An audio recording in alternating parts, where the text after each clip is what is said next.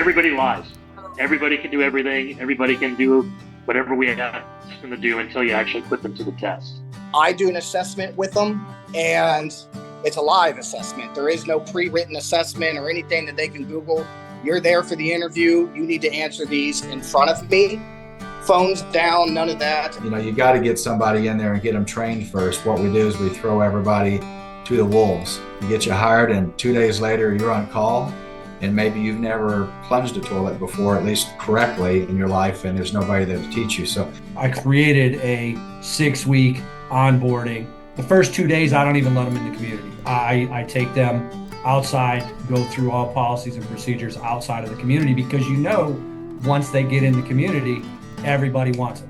Everybody wants them right now. I'm thinking sometimes something as simple as taking them to an apartment, not necessarily allow them to put their hands on anything, but taking like an air handler cover and, pointing an apart right there to see if they actually know what that is, right? Like, let's start with a quick intro, since it's just the three of us. Tim, you want to go first? Sure. I'm Tim Turner from Avenue 5 Residential in Denver, Colorado. Okay. How about you, Chris? Chris Vandruff from Maxwell Group Senior Living Communities in Charlotte, North Carolina. So we had quite a few topics that were, I guess, suggested by our colleagues recently, and I wanted to start with just chatting about evaluating candidate skills for and also pre-employment assessments. So I like for you to chat a little bit, talk a little bit about those, and tell us how your company handles that part, like evaluating the skills and pre-employment assessments, and then where do you see some challenges and where do you see some opportunities to improve?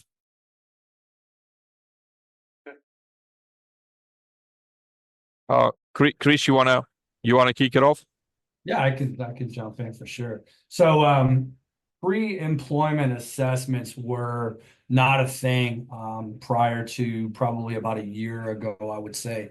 In our organization, I have since put together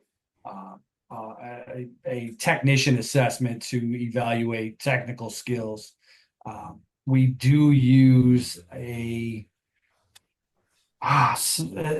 some sort of, in the hiring process, they do some sort of soft skills assessment to see if candidates will potentially be a fit for the organization. What I find to be cumbersome is that oftentimes people in our roles can go to work right now. In many organizations, they can apply and oftentimes start today or tomorrow. And, they don't want to sit and take a 20-minute assessment test to see if they're going to be fluffy enough to fit into the organization. And while I value the fluff, I think we often lose folks based on that assessment. So I've gone as far as telling our HR team, again, I'm very fortunate to have a small organization. I know all 5 of our regional HR folks by name and face. And so, I've told them I don't want anybody to not at least get looked at by me based on this assessment that we're looking at. So that's what we do. Jay, welcome. thank you. I'm a little late. Yeah. So no issues. Just a quick intro of yourself. I think these two fine gentlemen might know you, but just in case that they don't, just a quick intro, a few words about yourself. No worries. Hey guys, Jay Abney, National Senior Director of Greystar Maintenance Operations, Learning and Development. Yeah, and since you just introduced yourself, give us your take on evaluating candidate skills and pre-employment assessments. How Greystar handles it, and what do you see some challenges and some areas of improvement? Or Sure, I'm going to use the wrong term for it. There's a better term, but it's basically a psychometric evaluation, right? It's that overall, are you a good fit, and what's your acuity, and maybe yeah, the fluff as you called it. And I think those are valuable. And I've been through a ton of them. I don't think I came out as a serial killer or anything. They usually hired me. But I'm with you. I think hard skills assessment is important for what we do. And we don't do those right now. And I'm honestly, we're looking at bringing those back. I can't say for sure, but it's part of our maintenance leveling project that I spoke to earlier. Um, you have to be careful, because I think the reason we went away from it's because of all the legalities, all the claims. Basically, in fair enough, you really have to make sure if you're hiring someone, everyone goes under the same scrutiny, right? So, and maybe you have different tests for different roles, but I think if you're hiring a technician, every technician has to have the opportunity to take that test. If you wind up hiring someone else and they didn't take the test, then that becomes an unfair practice, and that's where you leave yourself open to liability. So one, I'm for hard skills assessment. Doesn't mean, two, I used to be the guy, and you probably were too, that created those tests. I no longer want to be that person. I want a third party that really does that. And of course, we need to evaluate it, make sure it makes sense to us at the end, and final approve it. But I think there's a need for that coming back, because most of the people that hire service personnel, and not all, but a lot of them don't have, and they shouldn't have the same aptitude for these skill sets as the people they're hiring. So it's really easy to get in and say, I know HVAC, I know electrical, I can do all that, and throw a few words around, and you sound pretty confident about it. Then you get in and you can't get it done. So That's exactly what we were running into, or similar. We were hiring subpar technicians, and at that point you're stuck with them. So it takes the process to weed them out was much more stringent than the process getting them in. agreed. And so, yeah, getting them in, I think that's a key part. And I think also along with that, what we discussed was trying to make sure that one, you don't want to have it so narrow banded that you're looking for a technician or a service supervisor, maybe the service supervisor role, and they maybe don't come up to par for that. But I like a test that captures the fact they'd be a good technician, because you don't want to lose somebody because they're going for one role when you might have another opportunity for them. So I think that's something to factor in too for future hard skills tests.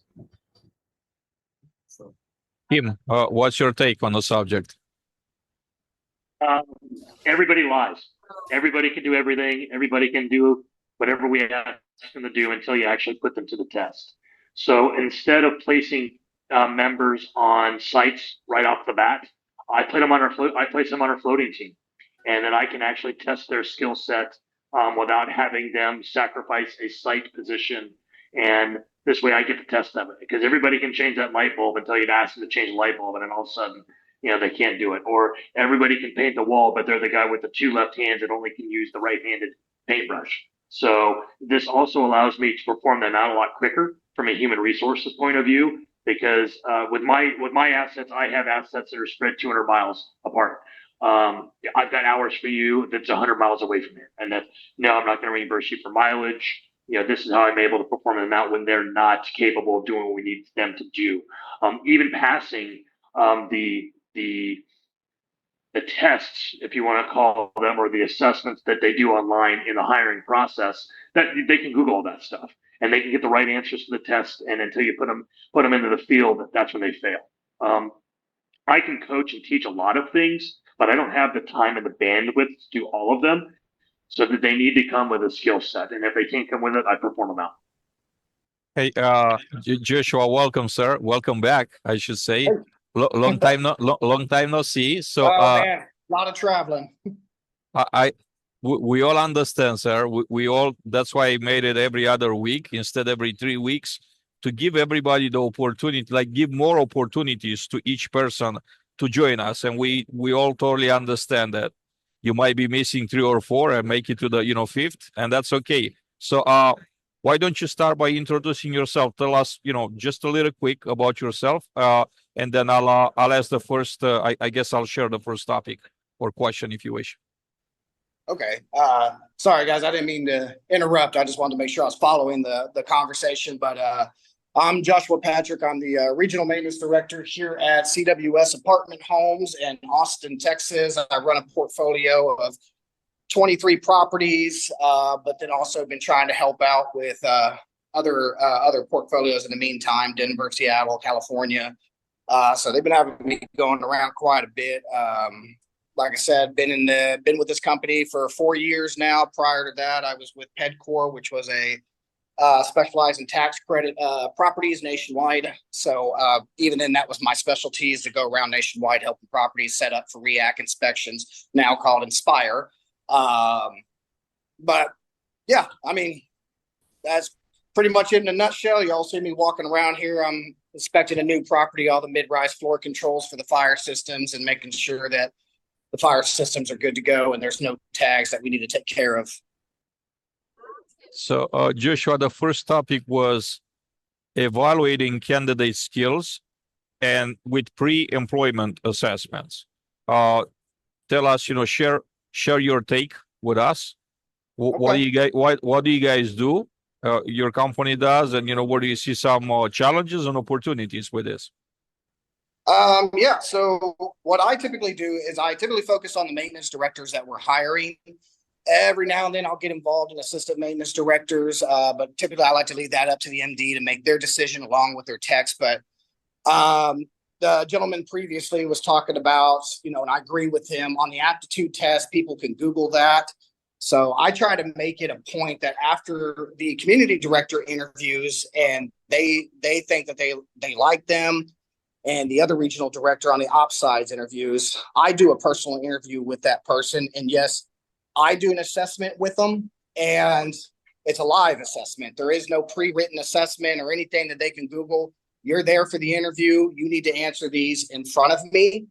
Phones down, none of that. And basically I start off with some basic questions. I tell them, I need you to understand that some of these may seem elementary, but I need to understand that the MD we're going for understands the basics, and we'll get more advanced as we go in. My first question I start off with typically is, I've got a thermostat, I've got the color to the wires, I'm going to name them out to you, and I need you to tell me what each one of them controls and a standard split system electric heat. They have to answer that. 35.5 capacitor. What does that 35 control? What does that 5 control? Simple stuff. But if I see that they're getting that and they're doing it pretty well, then I'll kind of just take it a little bit further with them and just kind of see where they actually know kind of where they stop. Or at least if it's a question that has multiple answers, that gives me a moment to see in their head, what steps they're going to take to get to this problem. That way, when it is live right there in front of me, I can see that, hey, this person does know what they're talking about. They're not Googling these answers. And that's basically how I run it. And if they bomb that completely, then most time I'll go back and be like, this is an absolute no. He's not MD. He's not ready to be a maintenance director. Now, he did answer a few questions correctly. Maybe he needs a little bit training. Maybe we have an assistant maintenance director position at another property. If everything else worked out with him or her. But yeah, that's kind of how I do it. And, if they do fantastic, I'll push them through on the technical side. Like, hey, these guys are good. He knows what he's talking about. I like his characteristic. I like his leadership skills, because I even asked him to put him in situations that has to do with leadership. And kind of how I do it from there. So again, I don't believe in, and forgive me, I've never been a big fan of those like Wonderlicks or any of that stuff, just because it doesn't tell me what I want to know. But anyways, that's pretty much how I do it. Next, gentlemen, I want to touch on consistency. How do we ensure consistency across hiring processes? And Jay, I'm gonna start with you. If we get the answers from you, like if you have that stuff like figured out, or you're on the right track, everybody else could get inspired by close to 1 million units under management. Any thoughts on how do we ensure that consistency? Well, it's a struggle for everybody, even for us. And the more you scale up, the more you're working for. We've got talent advisors across the regions, right? And the talent advisors have a script that they go on. And, I think one of the things we could all work on, we certainly can, is being more prompt and responsible. If you're trying to hire somebody, you really need to be able to respond back to them in a quick time, get them scheduled, get them through the interview process. And if you're taking 2 or 3 weeks just to get back to them, they probably got the first job that call that they can manage to take, right? So you gotta be prompt. And then, like I said, I agree with you. Back in the day, doing something online was the newest thing, but I did mean going back to old school where you would actually, once you set up an interview, probably a second interview. Um, so going back to your question, our talent advisors would screen the first call, right? And then they would set up the candidates to go in and meet with the on-site team for at least that second interview. Perhaps there's a third one. So that those consistencies need to be in there, and those steps. They may vary region to region, but basically, I agree with you on the manual tests. You should probably have the service supervisor, and this is the way I would want it. The service supervisor is going to interview any technician, any role that would be underneath them with the community manager, and that's the time you would assess the test and ask questions like Joshua said. There's a test is great, but that's a starting point, and it's really that conversation between us two to figure out what they know and how far they go. And then we have regional maintenance managers in every area. So even though that's like Joshua's you got like 24. I think we have a few that have 24. Some of them have 75, 100 communities, more than I would like them to have. But trying to get them to help interview the service supervisor, even if it's remotely, is another best practice that we're trying to get involved there. And then having those hierarchies set in place so you're getting that experienced person in front of the candidate. And Adrian, is that what you're really looking for? You're looking for the training process or the hiring process? Sorry. Yeah, I was curious about, best practices for building that consistency across, across the entire portfolio. And that's why I started with you, because I figure if you have some answers there, then we could all get inspired by your answers. I don't have any details because we have so many departments. That department's outside of me. I partner with them. We collaborate a lot when we're talking about service initiatives and service training, just the things I was talking to you about. But they have a whole department that trains them on how to pull people in and how to screen, right? So, and that's the first aspect. After that, consistency is really, and I agree with Tim. It's like you got to get somebody in there and get them trained first. What we do is we throw everybody to the wolves. You get you hired, and 2 days later you're on call. And maybe you've never plunged a toilet before, at least correctly in your life, and there's nobody there to teach you. So I think we all have that issue. So having a robust training regimen in place before you set people free is a best practice. Unfortunately, in our industry, it's hard to do. Yeah, I agree with that totally. Again, wild when I came to this company, I'm 3 years in as a vice president of facilities, and we did not have an established onboarding procedure for basically anybody clinical. So I'm in a healthcare setting, obviously with senior living communities. And we had all kinds of policies and procedures for for clinical workers, but non-clinical it was deplorable. And so I created a 6-week onboarding. The first 2 days, I don't even let them in the community. I take them outside, go through all policies and procedures outside of the community, because once they get in the community, everybody wants them. Everybody wants them right now. Yeah. I have this problem and you're here. Thank God.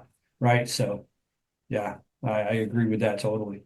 So, Tim, any thoughts on how do we ensure that consistency across the portfolio when we're hiring? I think one of the things that we've been successful with is with our service managers and maintenance supervisors that we have on site is elevating them in the training process with new candidates and making sure that they understand what we have going and what our standards are, and we set the standard. I'm having them work with a supervisor that is not at their site that they're assigned to, so that they get best practices without getting pulled in directions like as soon as they get put on site with a stack of work orders or a stack of make readies, and they're able to train and learn the best practices before they start at their own site.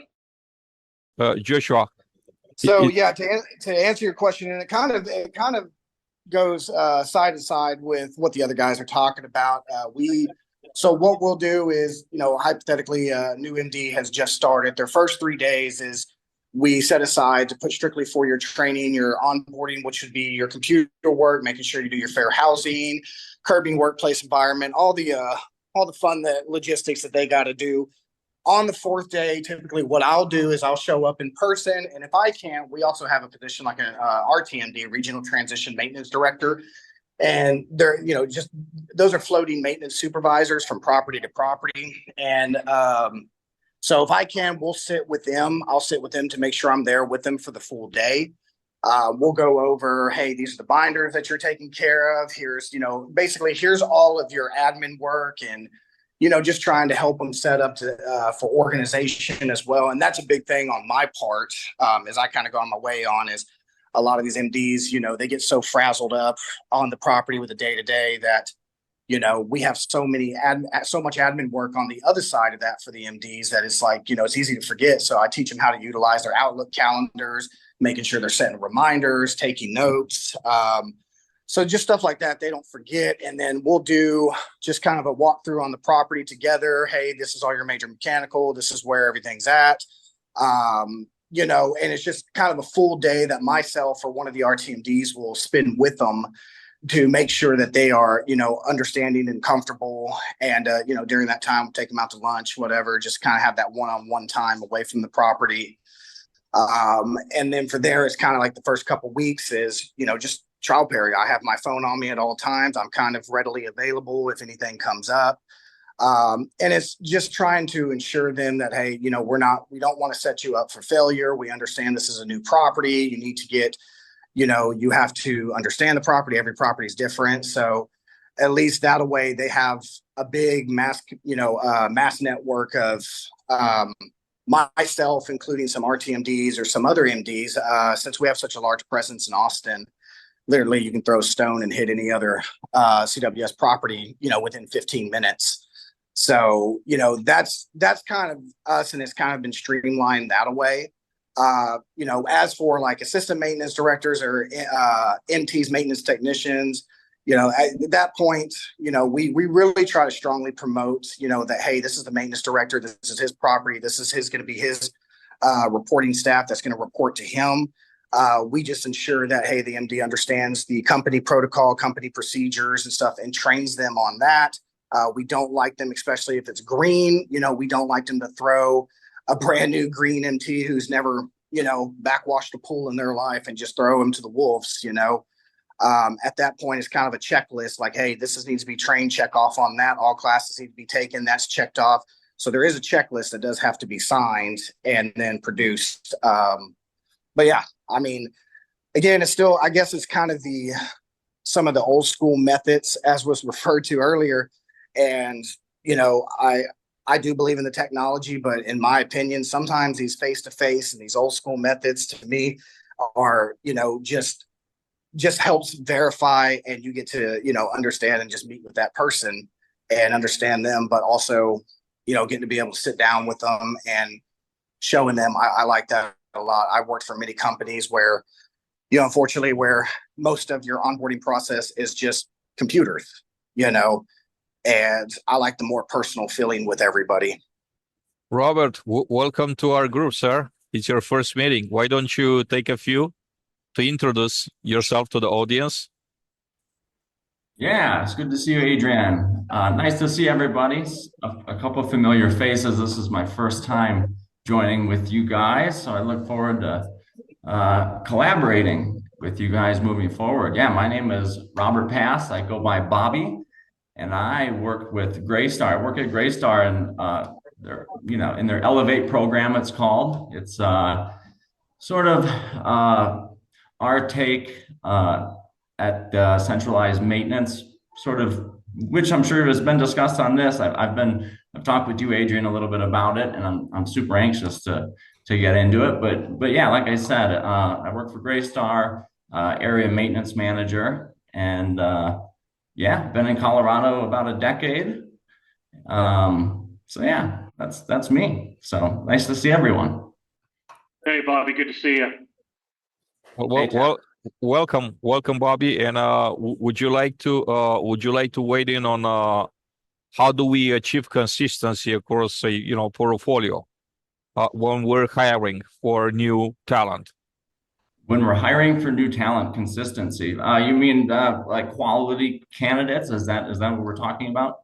What I'm referring to mainly is like practices. How do we build a set of practices that constantly apply when we're searching for talent, when we're recruiting? So it's not like one recruiter does one thing, one property manager does a totally different thing. Like everybody kind of like wings it, uh, for the lack of a better word. Yeah, I think this conversation is huge. It's of high value, I think. I haven't had a chance really to think about it, so I don't know how much I could say to it, but I think that that's critical. I mean, sourcing talent, kind of, we like to, sort of my group that I run in, we like to That's because Bobby is an AMM, which means he is a service supervisor, more than a couple in a pod. Bobby, how many communities are you overseeing? yeah, so this pod, and you'll know this, Jay. Nice to see you. How are you? Good. So yeah, in Colorado, I think this was born maybe a couple years ago, 2021, within Greystar. And so it's relatively new, but it's growing. And, from the folks that I've talked with, folks like you guys, it looks like, and, there's exceptions, but it looks like the trend, it's sort of our future, the industry, the maintenance industry with multifamily seems to be kind of starting to trend towards the centralized maintenance piece. So of course, there's a lot to consider, geography and other things to consider. But anyway, that being said, it's a relatively new program. It's growing. It's somewhat new in Colorado within Greystar. There's a few pods. We're in the process of building that out. Right now, I oversee the Denver 3 pod, is what we call it, and it's essentially the Palomino Park communities in Highlands Ranch. So it's about 1,200 apartments at Palomino Park. There's maybe some of you are familiar with it, but there's 3 communities within Palomino: Blue Ridge, Green River, Red Canyon. And yeah, so it's a handful, but to the subject of the talk today, kind of like we were saying, the bulletproof hiring, it's so critical. I mean, it just in general, but in particular when you start to talk about it with respect to area or centralized maintenance. So yeah, so that's kind of where I'm at, and we're in Highlands Ranch, and it's kind of new for us, but we're getting into it, and we're figuring it out, so we're excited. Yeah, and I want you to feel perfectly comfortable to say, hey, like maybe this is not a subject that I have a lot of experience with. Sure. We're really not trying to put anyone on a spot. What we're trying to do is to give everybody a voice, right here to voice their opinion. And you don't always have to have an opinion, right? If you have one, is great, and if you don't have one, there's no harm, no fault, right? So I want you to feel perfectly comfortable to say, like, this is not something that I have enough experience to speak on. So that's totally fine. I want to chat a little bit about the hands-on assessments. Are they allowed? Does your company allow those hands-on? How much of the hands-on is that still out there? Is it not out there? What's I haven't been at the site level. I haven't been involved in a few years, so I'm just curious. Chris, would you like to wait on that? Just share. Are you guys doing anything that's like hands-on, like practical? How much practicality it's part of that interviewing process, or is just like a test, or maybe an interview? Yeah, we do not do any hands-on. Basically, the liability for us is too risky. But I do, like we talked about earlier, I do have a set of questions laid out for all of my. So my directors, on-site directors, will do the hiring of the technicians. I have a paper map for them to follow with the questions that I've asked for regarding assessments, and it is as rudimentary as, what's a multimeter used for, and then obviously we ramp up from there. But no, as far as, putting a meter and a wrench in their hand to, show me how to check a compressor or a motor or something like that, I would not get into that. I do, however, make them climb ladders, bring them up onto roofs, walk the property, get into attics. I want to see if they can keep up, if they can, I don't want a director that's going to sit at their desk. I need somebody that's going to be, moving through the field with the technicians. So I do put them through that rigor. Are you talking about what you just said? Are you talking about the hiring process or somebody that's already been onboarded and is working for your company? Hiring process. Interesting. So you take potential candidates out on site and even up onto roofs? Absolutely. Interesting. Yeah, Bobby, we wouldn't allow you to do that because that's the risk. No. Yeah. Well, that's why I thought it was Going up interesting. on a roof or going in an attic, walking a property and pointing things out is totally acceptable at Graystar. No, I understand. Yeah, no, that's why I asked. I hadn't heard that, but I guess to each their own. One thing that I have seen is, and I'm not sure how long it's been around. I've only seen it in the last 8 or 10 months. I know that you have seen it, Jay, but it's the Interplay training platform. And it's my understanding that there's an option in there where you can there's like an assessment platform where you could, depending on what you want to, sort of get an assessment on, you could set them up with like an HVAC. I don't want to say it's a test, but you could sit them down, is my understanding, and they could click through it and it sort of spits out kind of where they're at on the different subjects. Have you heard of this on Interplay?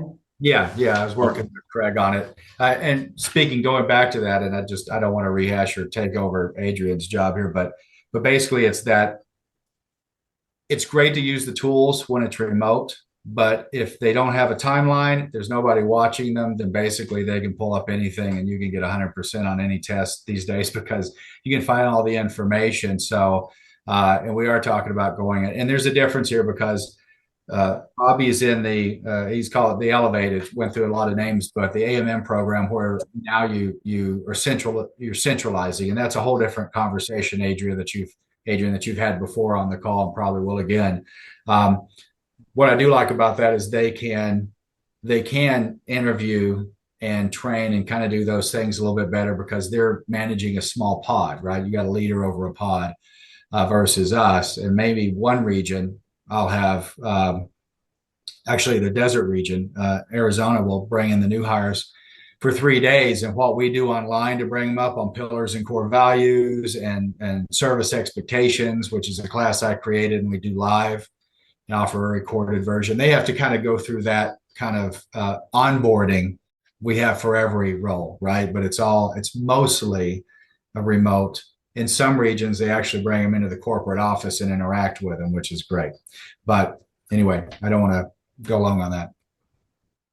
When I was saying hands-on, I'm thinking sometimes something as simple as taking them to an apartment, not necessarily allow them to put their hands on anything, but taking like an air handler cover and pointing an apart right there to see if they actually know what that is, right? Like, do you know that that's a blower motor? Do you know that that's do you know that that's a capacitor? Like something as simple as that, like not necessarily asking them to bring the meter and like do measurements, see if they could still they know how to to actually just manage a meter, like work with a meter. So is that something that is still out there, or that's not on the table still either? Jay? I would say I'd go back to the consistency thing. I did lots of that, 39 years in the industry. That's how I used to hire my technicians. And as a regional, that's how I used to hire service supervisors. We'd walk and talk and point things out and let them take over and talk about, what they did and how they learned air conditioning and what they would do on this. And so you could have a conversation. I think these days for our company, it would fall in line with that consistency of whatever we need to do, we kind of need to do it for all roles, or we leave ourselves exposed. Oh, So Jay, when you say all the roles, are you talking across the organization or are you talking across maintenance? I'll speak just for maintenance because that's Yeah. my department. Okay. Since I work with risk and legal a lot, I figure it's kind of consistent. But let me speak for and I'm not saying, let me be honest, because I have 65 regional maintenance managers and regional directors of maintenance, including Greg, the one that oversees Bobby's AMM program. So they all work a little bit different. We have a lot of businesses, different business segmentation. So but from the national perspective, when we're giving out directive on how we're going to be hiring people, it's going back to that kind of that test. If we're going to give a technician a test, it should be the same test we give the technician in Washington as the one we give in Arizona. Now, there may be some different segments because my Washington people, they don't work with electricity unless they got the SB license. They don't work with much HVC, and they don't have a lot of pools. They have very few CPO. So if I'm going to build out something, and again, I'm not saying we have this today, it's something I want to bring back to the industry, I'd have to consider that. But again, I vet this stuff through our legal, because at the end of the day, the biggest reason I firmly believe we don't have these tests in a lot of our businesses or companies these days is because there's claims that come back when people get disgruntled and they don't get hired, and they know somebody, their friend, didn't take the test, but I had to take the test, and it escalates from there. So anything we do, we kind of have to solve for that. And it depends on the company culture. The company can choose to do that or not, take that risk. But I think Greystar has to, if we're going to come back with something, I think that's the first thing we have to think about. It has to be effective. It has to be a correct assessment for the role. So we don't, ask questions that don't make sense. We've all taken those tests that said, wait a minute, I've been doing this for 20 years, but this question makes no sense to me. And there's nobody to ask, it's just, I'm going to pass or fail that question. So it has to be a good test. It has to be an accurate test, but I think it has to be a consistent test. And back to your point, Adrian, if we're walking and talking, I wouldn't take that out of the equation, but you have to be careful about being that the final assessment. yeah. What about your team? Any level of hands-on? Like I said, even like looking at things and pointing at things and see if they know how to name a part or how to actually measure. Nothing formally. I would say that any of that could happen in the regions with my knowing, because that's really easy to just say, hey, let's go walk, especially if it's at the community level. But it's not something that we train formally to do as an exercise. No, I agree with Jay. It's one of those challenges that, depending on the site and depending on if you already know what their skill set is, some of the assessments that we can do, physical assessments that we can do, can set them up for failure, which then ruins their confidence going forward. So it's also a very tricky thing. Also, understanding the talent pool that we're dealing with. We're dealing with a very shallow talent pool these days, where everybody drops keys when they get upset, or if they get offended, or they get their feelings hurt. So doing these physical assessments is better for me not to be involved, rather than one of my senior maintenance supervisors who actually works on site on a regular basis and can assess them in real life experiences. When the feeder's at the fire, and when we have to do it, rather than when, for me at my level over Colorado, they're going to be intimidated, they're going to be nervous, they're going to make mistakes. Where if it's one of my senior maintenance supervisors, they may be more calm and ask more questions because they're more comfortable in that scenario. Yeah, and let's be honest, all things being equal, at the end of the day, you can't take the gut instinct out of a hire, right? It's going to come down to that. Yeah. And I'm just talking about this, all things being equal. If we have something that says, hey, here's how we're going to train you to interview, and you're going to go do this, then that becomes more of a expected requirement and becomes part of the process that can really be, I think, dug into. So that really has to be one of those organic things, in my opinion. I have to agree with you on, you hit the nail on the head when you said that, just that instinct, being able to, talk to that person, and not just, even if it's not just, necessarily about the work related interview, but just, going with your gut instinct on that. And that's there's been many times when yes, there has been a person that's said kind of the right things, but just you could just tell it's like, oh man, this is probably not going to be a good match for company culture, just or could be just because of their negative outlook or multiple things that we also look at as well. It's like, yeah, he's good at a technical standpoint, but I don't think he's going to be a good match on his customer service with our residents. He seems to aggravate it, or he seems to get, I've asked many of these technical questions, and some of these guys, unfortunately, you get some of those guys that, kind of that know-it-all, kind of snarky about it and stuff, and just right then and there, you ask questions, they'll sigh at you, or they'll be like, "Are you kidding me?" And it's all like, okay, well, then obviously we know you may not have the best customer service. Yeah, or maybe they're saying some not so pleasant things about their current or their most recent employer, and that's a little bit of a turn off, and you just think, who would, as far as that goes. But so to me, and some of you guys are, sort of at a 30,000-foot view, and I'm maybe down here at 5 or 10,000. So, but sort of from my perspective, one thing that I've seen even is where, the maintenance tech or maintenance supervisor, it might be clear that, he has sort of relative industry experience in construction or, electrical background or a plumbing background. And he maybe could do most of the work, but the technology piece, because let's face it, the technology, it's just going to get more and more techy as we move forward.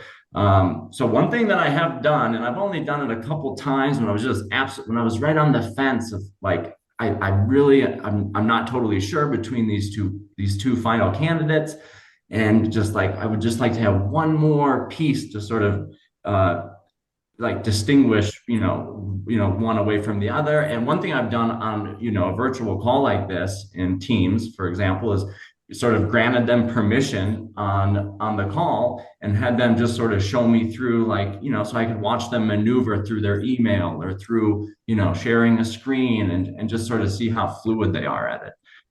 Because to what you were just saying, it's they might have one facet of the big picture locked down, and they're really, really great at it.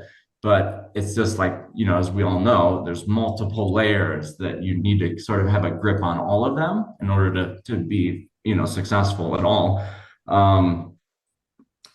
So yeah, and then another thing is just one thing that I've been thinking about is like just kind of getting back to the basics a little bit. So maybe this is an assumed point, but in the interview process, just maybe having multiple people, take a look. You could screen the group and then narrow it down. And once you have it narrowed down a little bit to a few people, you have some other people, chat with them and just get some different eyes and ears and different people in the loop to get some different opinions.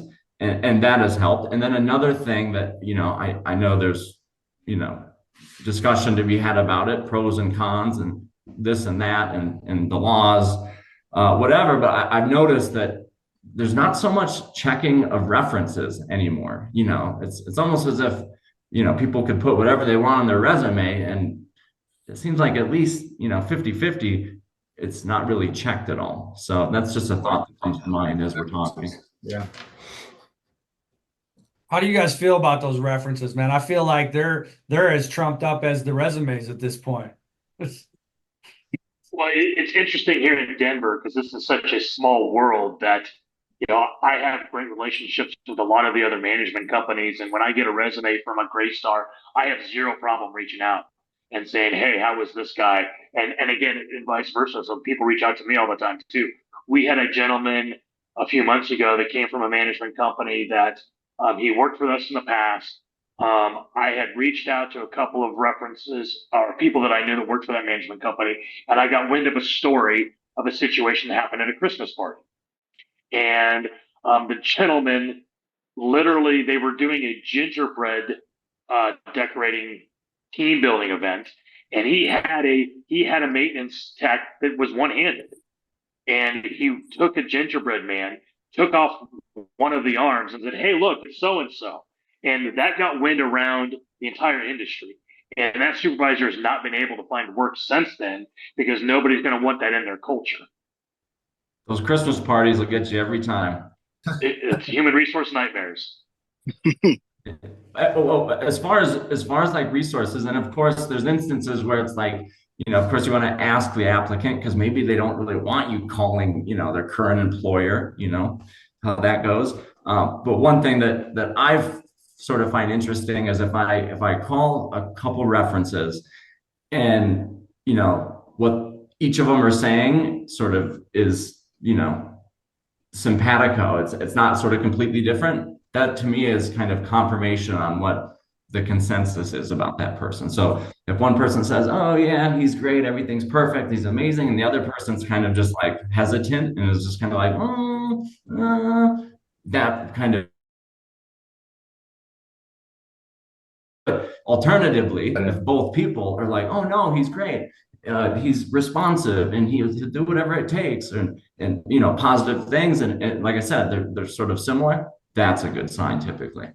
Well, Chris, to your point, companies these days almost can't say anything. They at best can verify employment, and that's another legality. So personal references, peer references are the best ones to go. And I would say if you had three of them and you call and no one calls you back, that's a good sign. Gentlemen, we're coming down on, probably like we're down to 9 minutes left. I'd like to go around the virtual table and have each one of you spend like 90 seconds talking about a topic that you're passionate about, not necessarily like describing the topic, but describing the topic that you would like for us to highlight in one of the next meetings. And second part of that, I wanted to be, if we were to do a podcast based on that particular topic with a couple of other guests, not just like myself as a host and you, like two or three other guests, would you be interested in participating? I'm asking this because we did this one with Jed, and we did it with Mike Malloy and with Juan Carlos, and I thought that was a very valuable thing. And I would like to also like do it live. So for those that are not on a panel, they still want to join us from the audience, we give them the opportunity to join us live and comment, and we'll make it really interactive. So Josh, I'm gonna start with you, sir. All right. I think, there's many topics. There was one again, coming up with that new, eco-friendly deal, especially in like Washington, California deal where they're point grading you. But, here in Texas, not really a day, but there is maybe one topic that I think that maintenance should put in their back pocket and understanding is the understanding of their properties, like fire systems. A lot of these guys can understand HVAC and understand plumbing, electrical, but then when it comes to understanding your life safety, some of your critical equipment on the property, when should you be on fire watch? When should that be a thing? Just having a full understanding of your dry systems, your wet systems, when you're supposed to do UL testing, when it's required by, according to the NFPA. There is a lot of in the maintenance, even though you're not going to be the physically one to go over there and do it, as you have to have a licensed contractor. But at least I think that maintenance should have a general knowledge of understanding when your fire panel's in alarm mode versus when you just have a common trouble, and that plays because that follows right along into that risk category of, again, your fire system, your life safety system, and when this is urgent and versus when, hey, no, we'll go ahead and schedule this and they'll be out here in a day or two. So that's kind of something that I feel like is a topic in our industry that should be, kind of reviewed and looked at for people to understand a little bit better. Would you make that as just like one topic about alarm systems, or would you make it in context of, how to mitigate liability and understand like risk management? I think it would be just, let's say, just your fire system in total, your sprinklers, your fire alarms, and understanding when guess a risk liability, or just understanding when it is urgent and what's the do's and don'ts that you can do. There's been too many times that there's third parties that'll tell you, hey, we can just clean those sprinkler heads because it's going to be cheaper than replacing them. Yeah, but NFPA 25 says if there's any other paint on it, doesn't matter the bulb, the base, the deflector, it has to be replaced. So again, it's just kind of going over the do's and the don'ts and just understanding and a risk liability. would you find it useful to bring like someone from the vendor from the supplier side that actually does that for a living, inspections, or maybe even like a fire marshal from a jurisdiction to be the expert matter on a panel with us, so we could throw questions at them? Yeah, I've actually got a good relationship. And also I have my CTISD, certification through NFPA as well. But I do work closely. We work very closely with our fire company. I mean, we're one of their larger customers, so I'm pretty sure to get there. They're obviously going to know a lot more of the ins and outs than me, but yeah, I'm pretty sure I can make that happen. I'll definitely take you up on that. I think that's a great topic. It's never been brought up to our group yet, so thank you for that. How about you, Chris? Yeah, I think one of the things that I'm very passionate about is coaching and retention, right? I think at this stage of the game, we have to do everything in our possibility to retain the talent that we have, and I think we're missing the boat on that opportunity left and right, and so that would be my soapbox to stand on. Would you be part of a panel if we're gonna do a live panel? Absolutely. I fully agree with getting in the trenches and working side by side, coaching up and working hard on retaining. Fantastic. Jay? Yeah, I like both of those a lot. I was going to say back to basics, the turnover, the KPIs, some of the things we need to get back to, get away from all the stuff that really, at the end of the day, we're paid to do. But I thought of one when Josh brought up the systems that I'm trying to work with Greystar on, and we're making some headway on it. But it's really emergency preparedness, and not just emergency preparedness like fires and floods and things like that. That's important too. But I think what I've seen missing in multi-housing that hotels, resorts, commercial spaces do a lot better is evacuations, fire drills, certified. When you got mid and high rises, getting certifications, and not all municipalities offer them. But to Josh's point, NFPA has some designated certifications that would be okay, and we're looking at those too. You should know how to escape the property. You should know what's going to happen if something bad happens. You should be able to help your residents to a degree. I mean, to a degree, we don't take them on like you would a hotel entity, but I think really having it nailed down so you understand how to have those emergency and evacuation procedures down. I think we just missed the mark on that in multi-housing. I love it. Would you think that will be useful, the same question as for Joshua, to bring someone from the fire marshal side, or from, honestly, you could probably do two different podcasts because there's enough to talk about in both. But I think you really start with the fire marshal. What I suggest, service supervisors do is go collaborate with them, have them come on site and tell them, what they need to know. We need to build. You can have a national plan, but you need to build your local plan and customize it based on the needs of your property. And who better to help you than the local fire department? Would you join us on a panel if we do a panel? Sure, absolutely. Yeah. Fantastic. Tim, you're up next. I like all those topics as well, but I also want to talk about the economics of a down unit and make readies. Being a third party management company, we collect fees when units are rented. And when those units are down, the maintenance supervisors and even property managers don't understand the economics of how long that unit is down and how much revenue we're losing out on, but also how much revenue the property owners are losing out on. We do an exercise here where, on their make ready boards, they have to have the market rate rent on when that unit went down, and they have to calculate every day how much revenue we've lost. And when everybody comes to me and says, "Oh, I want to raise," I said, "Okay, what's your dead unit report say?" And they say, "Oh, we lost $1,700 on this unit." I said, "You lost a month's rent. That could be your raise." We've got to look at those economic things so that people understand, especially when we're talking about centralization.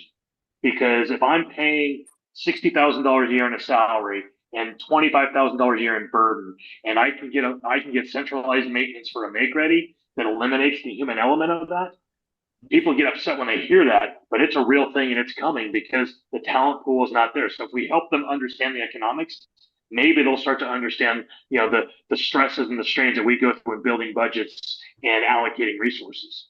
That's perfect. And thank you. That was the back to basics, lost revenue piece, taking ownership. Yeah, I would love to hear more about you. Maybe we do this offline or how to structure this.